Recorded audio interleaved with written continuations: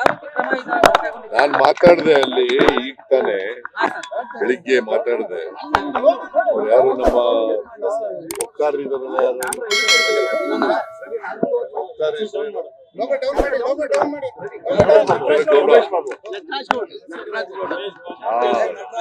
ನಟರಾಜ್ ಗೌಡ ಜೊತೆ ಮಾತಾಡಿದೆ.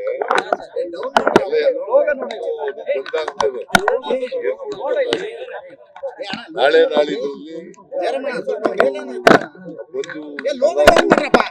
ಬಂದ ತಕ್ಷಣನೇ ಅವ್ರು ಸುರಕ್ಷಿತವಾಗಿದ್ದಾರೆ ಎಲ್ಲ, ಮತ್ತೆ ಎಲ್ಲರೂ ಚೆನ್ನಾಗಿ ನೋಡ್ಕೊತಾ ಇದ್ದಾರೆ.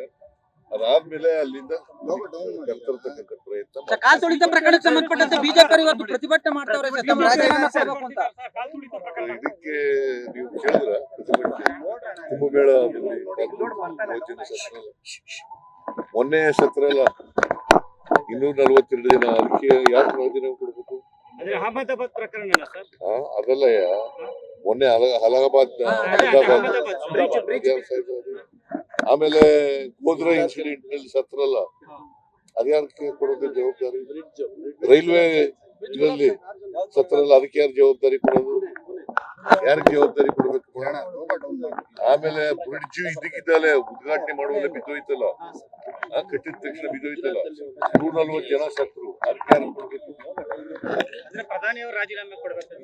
ನಾನು ಅದು ಡಿಫೆನ್ಸ್ ತಗೋತಾ ಇಲ್ಲ, ಅದನ್ನ ಎಕ್ಸ್ಕ್ಯೂಸ್ ಆಗಿ ತಗೋತಾ ಇಲ್ಲ. ರಾಜೀನಾಮೆ ಕೇಳ್ತಕ್ಕಂಥ ಇವರು what moral write these people have?